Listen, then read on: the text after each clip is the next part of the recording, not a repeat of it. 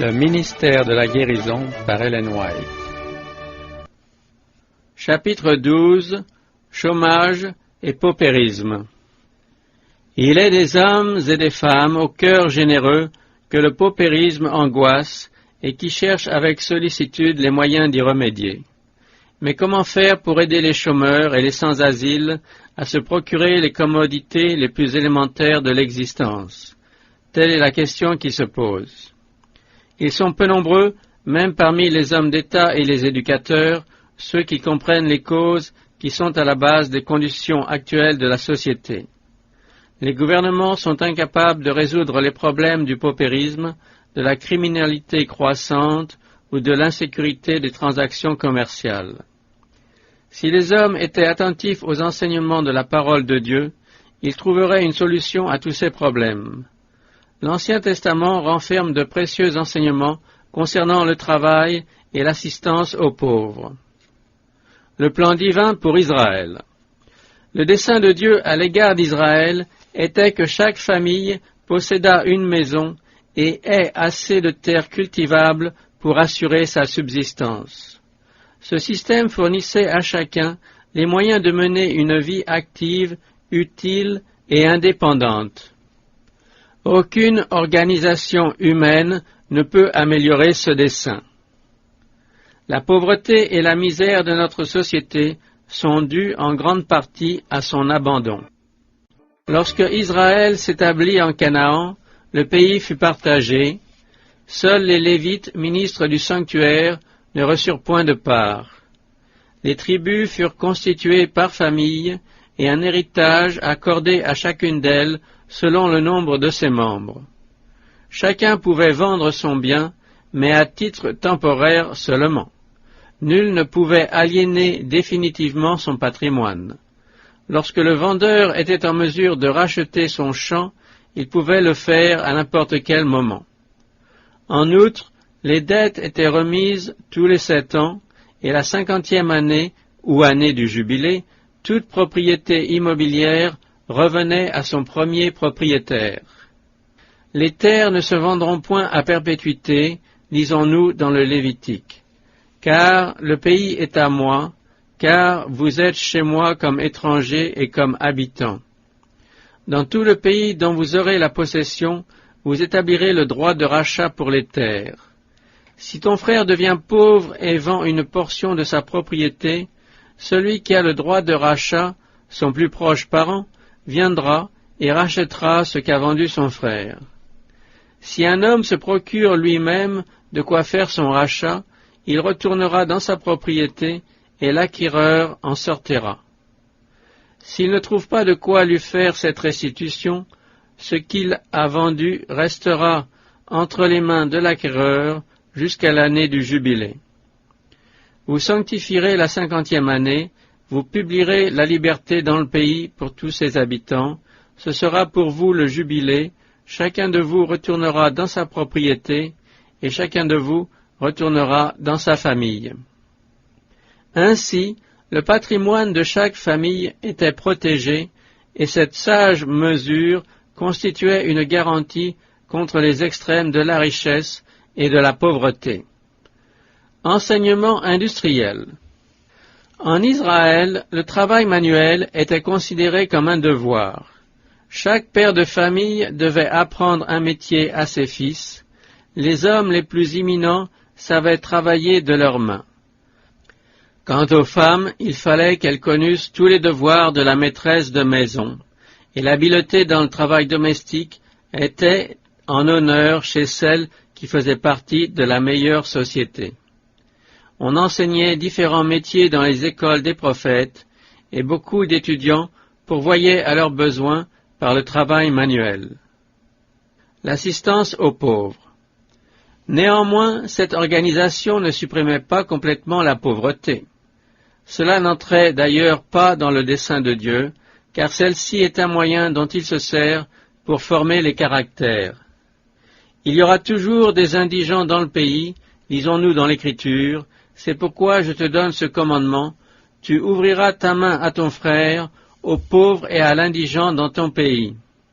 S'il y a chez toi quelque indigent d'entre tes frères, dans l'une de tes portes, au pays que l'Éternel ton Dieu te donne, tu n'endurciras point ton cœur, et tu ne fermeras point ta main devant ton frère indigent. Mais tu lui ouvriras ta main, et tu lui prêteras de quoi pourvoir à ses besoins. Si ton frère devient pauvre, et que sa main fléchisse près de toi, tu le soutiendras. Tu feras de même pour celui qui est étranger et qui demeure dans le pays, afin qu'il vive avec toi. Quand vous ferez la moisson dans votre pays, tu laisseras un coin de ton champ sans le moissonner. Quand tu moissonneras ton champ et que tu auras oublié une germe dans le champ, tu ne retourneras point la prendre. Quand tu secoueras tes oliviers, tu ne cueilleras point ensuite les fruits restés aux branches. Quand tu vendangeras ta vigne, tu ne cueilleras point ensuite les grappes qui y seront restées. Elles seront pour l'étranger, pour l'orphelin et pour la veuve. Nul ne devait craindre de tomber dans le besoin par sa libéralité. L'obéissance au commandement de Dieu apportait toujours la prospérité. L'Éternel ton Dieu, est-il encore écrit, te bénira dans tous tes travaux et dans toutes tes entreprises. Tu prêteras à beaucoup de nations et tu n'emprunteras point. Tu domineras sur beaucoup de nations et elles ne domineront point sur toi. Principes commerciaux. La parole de Dieu ne permet pas qu'une classe de la société s'enrichisse par l'oppression ou la souffrance d'une autre. Elle nous apprend à nous mettre à la place d'autrui dans toutes nos entreprises et à ne pas considérer seulement nos propres intérêts, mais aussi ceux des autres. Celui qui profite du malheur de ses semblables ou qui exploite leurs faiblesses ou leurs inconséquences transgresse à la fois les principes et les préceptes de l'Écriture sainte. Tu ne porteras point atteinte aux droits de l'étranger et de l'orphelin, et tu ne prendras point en gage le vêtement de la veuve. Si tu fais à ton prochain un prêt quelconque, tu n'entreras point dans sa maison pour te saisir de son gage, tu resteras dehors, et celui à qui tu fais le prêt t'apportera le gage dehors. Si cet homme est pauvre, tu ne te coucheras point en retenant son gage. Si tu prends en gage le vêtement de ton prochain, tu le lui rendras avant le coucher du soleil, car c'est la seule couverture. Dans quoi coucherait-il? Si vous vendez à votre prochain, ou si vous achetez de votre prochain, qu'aucun de vous ne trompe son frère. Vous ne commettrez point d'iniquité ni dans les jugements, ni dans les mesures de dimension, ni dans les poids, ni dans les mesures de capacité. Tu n'auras point dans ton sac deux sortes de poids, un gros et un petit. Tu n'auras point dans ta maison deux sortes d'épha, un grand et un petit. Vous aurez des balances justes, des poids justes, des éphas justes et des hins justes. Donne à celui qui te demande, et ne te détourne pas de celui qui veut emprunter de toi. Le méchant emprunte, et il ne rend pas, le juste est compatissant, et il donne. Les règles de vie que Dieu avait données à Israël devaient servir à toute l'humanité. Si l'on appliquait ces principes aujourd'hui, le monde serait bien différent. Donne conseil, fais justice, couvre-nous en plein midi de ton ombre comme de la nuit, cache ceux que l'on poursuit, ne trahis pas le fugitif, laisse séjourner chez toi les exilés, sois pour eux un refuge contre le dévastateur. Dans les vastes limites de la nature, il y a assez de place pour que tous ceux qui souffrent de la misère puissent trouver un abri, et elle a suffisamment de ressources pour les nourrir. Des trésors sont cachés dans les profondeurs de la terre, et les hommes qui font preuve de courage, de volonté et de persévérance peuvent les recueillir. La culture du sol, que Dieu avait autrefois assignée à l'homme en Éden, permet à des multitudes d'assurer leur subsistance.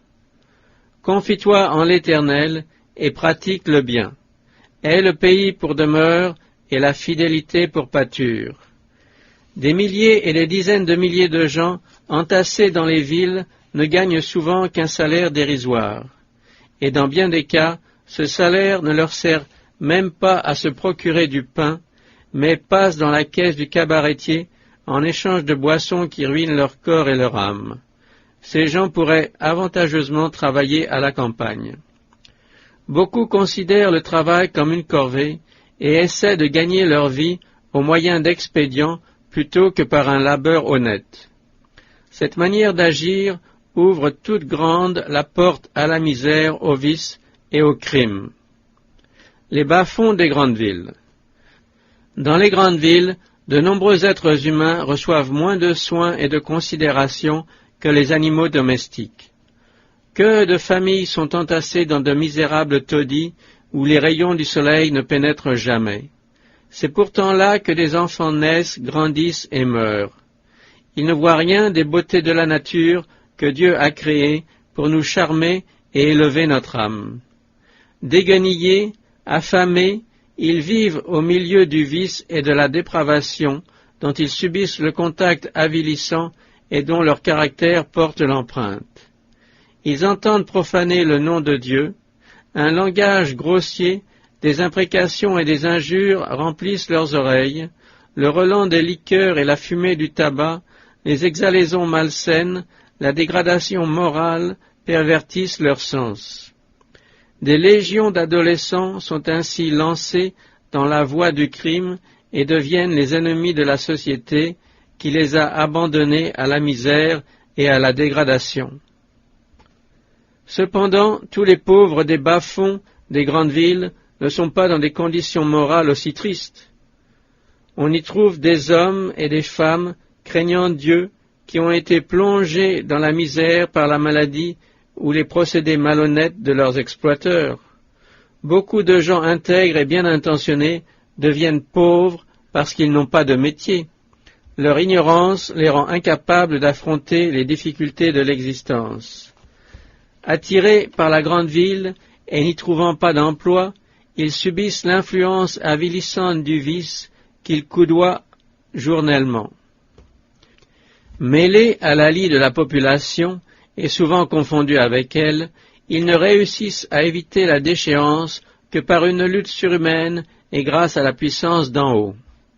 Beaucoup maintiennent leur intégrité, préférant la souffrance au péché. Ces gens ont particulièrement besoin de secours, de sympathie et d'encouragement.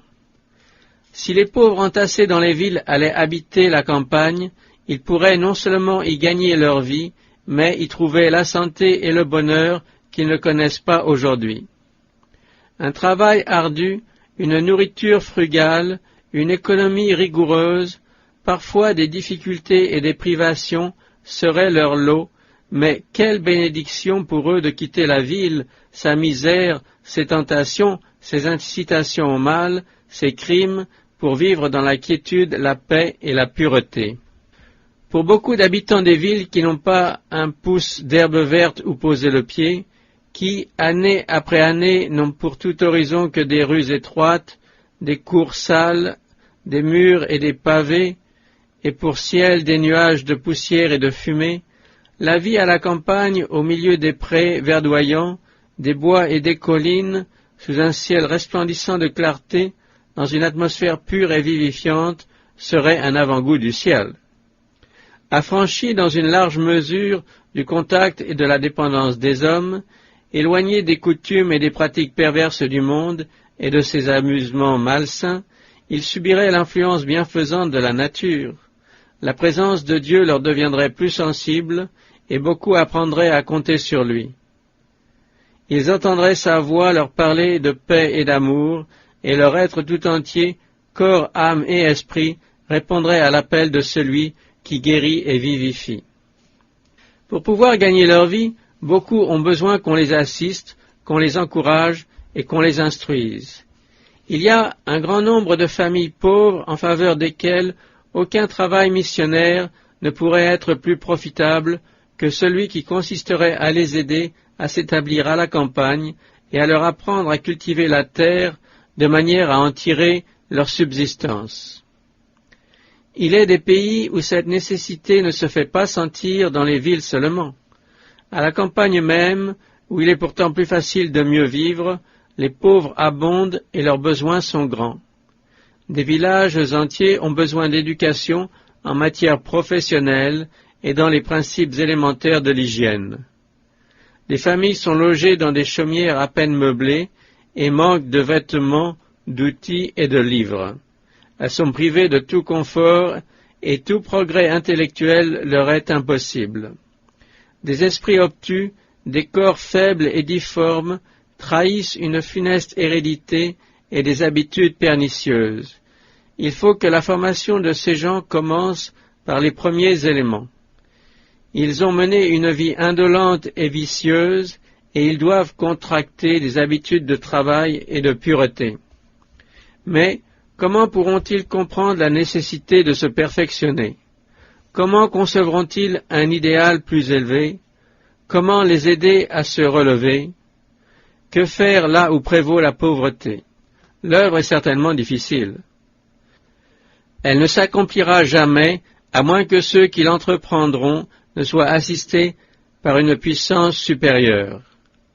La volonté de Dieu est que riches et pauvres soient étroitement unis par les liens de la sympathie et de l'entraide. Ceux qui possèdent des moyens et des talents doivent les employer à soulager leurs semblables. Les cultivateurs chrétiens peuvent accomplir un véritable travail missionnaire en aidant les pauvres à se loger à la campagne et en leur apprenant à travailler la terre, à la rendre productive, à se servir d'instruments agricoles, à cultiver les légumes, les céréales et à soigner les arbres fruitiers.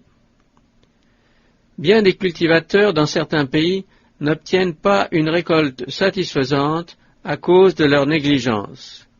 Ils ne soignent pas convenablement leurs vergers, ne sèment pas au moment voulu et ne travaillent la terre que superficiellement. Puis ils accusent faussement de leur insuccès la stérilité d'un sol qui, convenablement travaillé, les aurait richement récompensés.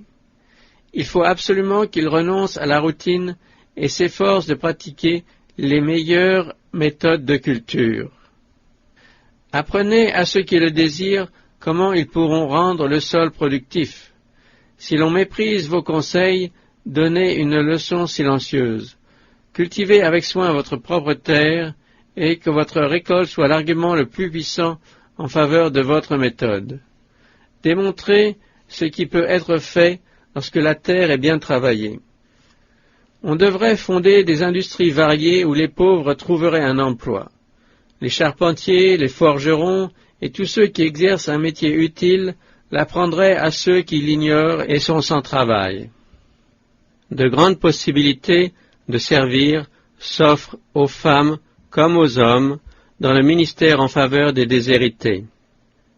Les cuisinières, les ménagères, les couturières, les infirmières peuvent apprendre aux femmes pauvres à cuisiner, à bien tenir leur maison, à confectionner et à raccommoder leurs vêtements, à soigner les malades. Aux garçons et aux filles, il faut donner un métier utile. Familles missionnaires. Des familles missionnaires devraient s'installer dans les régions incultes. Que des agriculteurs, des financiers, des entrepreneurs et des artisans aillent se fixer dans les lieux en friche pour y améliorer le sol, y fonder des industries, y construire d'humbles maisons pour eux-mêmes et venir en aide à leurs voisins. Dieu a mis un attrait dans les endroits les plus sauvages de la nature. Il a placé des choses magnifiques parmi les plus laides. C'est l'œuvre que nous sommes appelés à accomplir. Les lieux déserts de la terre peuvent devenir des jardins de l'Éternel. En ce jour-là, les sourds entendront les paroles du livre, et, délivrés de l'obscurité et des ténèbres, les yeux des aveugles verront. Les malheureux se réjouiront de plus en plus en l'Éternel, et les pauvres feront du Saint d'Israël le sujet de leur allégresse. Nous pouvons souvent venir en aide aux pauvres en leur enseignant quelque chose de pratique. Généralement, ceux qui n'ont pas appris à travailler manquent d'initiative, de persévérance, d'économie et de renoncement. Ils ne savent pas se tirer d'embarras. Par manque de soin et de jugement, ils gaspillent souvent ce qui suffirait à leur assurer le confort. Le champ que défriche le pauvre donne une nourriture abondante, mais tel périt par défaut de justice. Il y a telle manière de donner aux pauvres qui leur fait du tort. C'est celle qui leur apprend à compter sur les autres. C'est ainsi que l'on encourage l'égoïsme et l'incurie, que l'on conduit à la paresse, à la prodigalité et à l'intempérance. Nul n'a le droit de dépendre d'autrui s'il peut gagner sa subsistance. Ceux qui croient que le seul fait d'exister leur donne le droit d'exiger que la société subvienne à leur entretien excusent par là même le mensonge, la fraude et le vol. Le monde n'est pas tenu de nourrir celui qui ne fait rien du tout en étant capable de gagner sa vie. La véritable charité consiste à aider les indigents à pourvoir eux-mêmes à leurs moyens d'existence. Si quelqu'un frappe à notre porte et nous demande du pain, nous devons satisfaire sa faim. Sa pauvreté est peut-être la conséquence du malheur. Mais la vraie bienfaisance consiste en autre chose encore qu'à donner. Elle exige que nous nous intéressions sincèrement à la prospérité de nos semblables, que nous cherchions à comprendre les besoins de ceux qui sont dans la détresse et à leur apporter le secours qui leur est le plus nécessaire. Donner son temps, ses forces, sa pensée, c'est bien plus que de donner simplement de l'argent. Mais c'est là la véritable charité. Ceux auxquels on enseigne à gagner ce qu'ils reçoivent apprennent plus aisément à en tirer le meilleur parti et deviennent capables non seulement de pourvoir à leurs besoins, mais de venir en aide à d'autres. Faites comprendre l'importance des devoirs de la vie à ceux qui laissent passer les occasions de faire le bien. Montrez-leur que la religion de la Bible ne fait pas de l'homme un oisif. Le Christ a toujours encouragé le travail. « Pourquoi vous tenez-vous ici tout le jour sans rien faire ?» demandait-il. Et, s'adressant aux indolents, « Il faut que je fasse, tandis qu'il est jour, les œuvres de celui qui m'a envoyé. La nuit vient où personne ne peut travailler. » Tous ont le privilège d'offrir au monde, par leur conduite et leurs habitudes d'ordre, par une vie de famille exemplaire, une démonstration de ce que l'Évangile peut faire pour ceux qui lui obéissent. Le Christ est venu ici-bas pour nous montrer à quoi nous pouvons arriver. Il s'attend que ceux qui le suivent soient des modèles dans toutes les circonstances de la vie. Il désire que l'attouchement divin se remarque dans les choses extérieures. Nos familles devraient être des exemples vivants. Que le travail, la propreté, le bon goût, la culture y prennent la place de l'indolence, de la malpropreté, du désordre et de la grossièreté. Par notre conduite, nous pouvons apprendre aux autres à discerner ce qui est encore déplaisant en eux ou autour d'eux et, avec beaucoup de courtoisie chrétienne, les encourager à se perfectionner. En leur témoignant de l'intérêt, nous aurons ainsi l'occasion de leur montrer comment dépenser leur énergie pour les choses les plus utiles. Espoir et courage. Nous ne pouvons rien faire sans courage et sans persévérance. Parlez donc de courage et d'espoir aux pauvres et à ceux qui perdent confiance. Si cela est nécessaire, donnez-leur des preuves tangibles de votre intérêt dans les moments difficiles. Il leur est pénible de s'entendre faire des remontrances ou proposer des exemples. N'oubliez pas que la bonté fait plus que la censure. Faites-leur comprendre que vous désirez leur bien et que vous êtes prêts à leur venir en aide. S'ils se trompent en quelque chose, ne vous hâtez pas de les juger. Les leçons de simplicité, de renoncement et d'économie indispensables aux pauvres leur semblent souvent désagréables et difficiles à comprendre. L'exemple et l'esprit du monde encouragent constamment l'orgueil, la vanité, les plaisirs égoïstes, la prodigalité et la paresse. Ces mots entraînent des milliers de gens au dénuement et en empêchent des milliers d'autres de sortir de la misère et de la déchéance. Il faut encourager les pauvres à résister à ces influences. Jésus est venu ici-bas dans l'humilité. Il était de naissance obscure, lui, la majesté du ciel, le roi de gloire, le chef des armées angéliques. Il s'humilia jusqu'à revêtir notre nature, à choisir la pauvreté, et n'eut aucun avantage sur les pauvres. Les labeurs, les souffrances et les privations furent son lot de chaque jour. Les renards ont des tanières, disait-il, et les oiseaux du ciel ont des nids, mais le Fils de l'homme n'a pas où reposer sa tête. Jésus n'a pas recherché les applaudissements ou l'admiration des hommes. Il n'a commandé aucune armée et n'a régné sur aucun royaume de ce monde. Il n'a pas flatté les riches et les puissants pour en obtenir des faveurs et n'a jamais revendiqué une position parmi les chefs de sa nation. Il se plaisait au milieu des humbles. Il réduisit à néant les distinctions artificielles de la société et ignora l'aristocratie de la naissance, de la richesse, du talent et de l'érudition. Le Sauveur était le prince du ciel, et cependant il ne choisit pas ses disciples parmi les docteurs de la loi, les chefs du peuple, les scribes et les pharisiens. S'il laissa ceux-ci de côté, c'est parce qu'ils se glorifiaient de leur connaissance et de leur position, et qu'ils étaient imbus de leur superstition et de leur tradition. Celui qui pouvait lire dans les cœurs choisit d'humbles pécheurs disposés à se laisser instruire. Il se mettait à table avec les pécheurs et les publicains, et se mêlait au commun peuple, non pour s'abaisser à leur niveau, mais pour communiquer à tous, par l'enseignement et par l'exemple, les principes du bien, et pour arracher les âmes à la mondanité et à la dégradation. Jésus s'efforça de corriger les notions que l'on avait autour de lui sur la valeur de l'homme. Il s'identifia avec les nécessiteux, afin que la pauvreté ne fût plus l'objet de la réprobation générale. Il l'a soustraite, pour toujours, au mépris du monde, en bénissant les pauvres et en les faisant héritiers de son royaume. Parlant du chemin qu'il a suivi, il nous dit « Si quelqu'un veut venir après moi, qu'il renonce à lui-même, qu'il se charge chaque jour de sa croix et qu'il me suive. » Il faut aller trouver les gens où ils sont et leur apprendre non pas à se croire quelqu'un, mais à être quelqu'un par le caractère. Il faut leur montrer comment le Christ a travaillé et a vécu dans l'abnégation, les aider à suivre son exemple et les mettre en garde contre les complaisances aux usages du monde. La vie est trop précieuse, elle comporte trop de responsabilités solennelles et sacrées pour être gaspillée égoïstement. Les meilleures choses de la vie. Les hommes comprennent difficilement le but de la vie.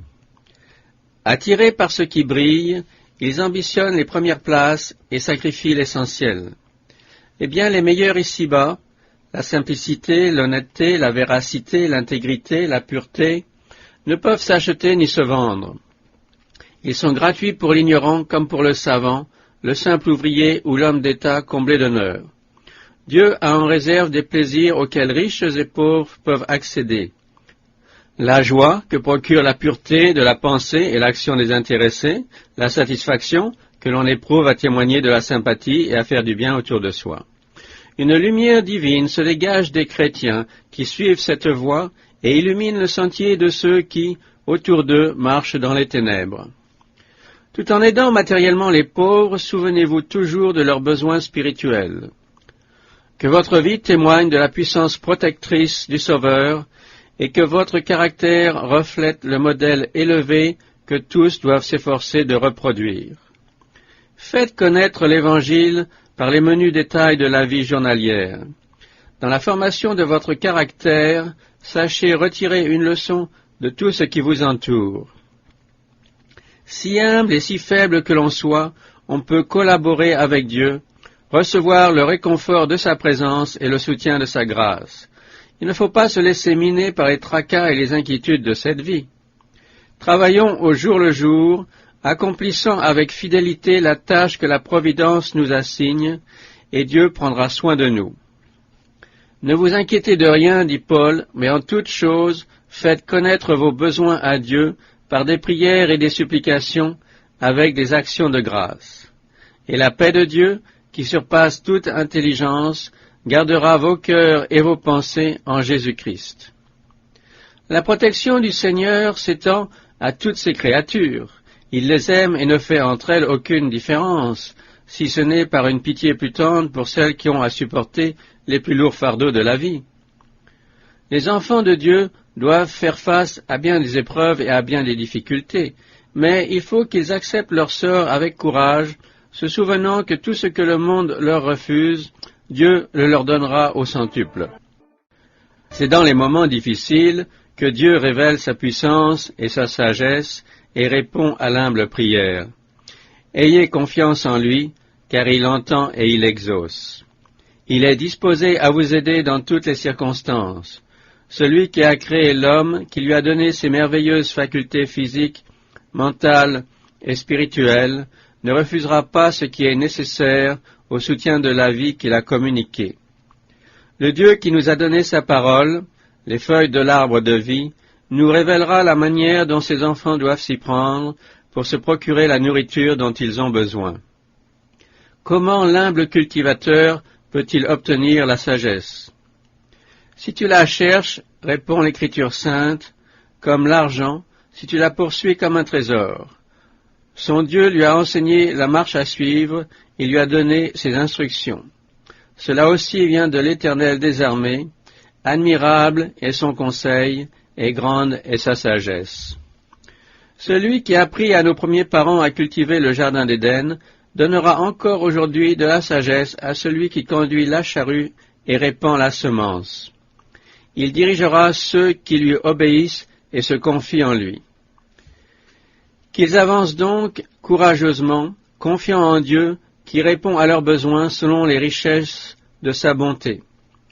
Le Sauveur, qui a nourri autrefois la multitude avec 5 pains et 2 poissons, peut nous donner le fruit de notre labeur. C'est lui qui a dit aux pêcheurs de la Galilée, « Jetez vos filets », et qui les a remplis de poissons. Il désire que ses enfants voient là une image de ce qu'il peut faire pour eux aujourd'hui. Le Dieu qui donna la manne du ciel aux Israélites dans le désert vit et règne encore. Il conduira son peuple et le rendra intelligent pour accomplir l'œuvre à laquelle il l'appelle.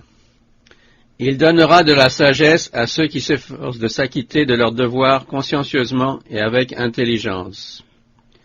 Celui qui possède le monde est riche en ressources et bénira tous ceux qui cherchent à faire du bien à leurs semblables. Il nous faut regarder en haut avec foi. Les échecs apparents ou les résultats tardifs ne doivent pas nous décourager. Travaillons avec persévérance, avec espoir et gratitude, convaincus que la terre renferme en son sein, pour l'ouvrier fidèle, des trésors plus précieux que l'or ou que l'argent. Les montagnes et les coteaux peuvent se modifier, la terre vieillir comme un vêtement, mais la bonté de Dieu qui dresse une table pour ses enfants dans le désert ne cessera jamais.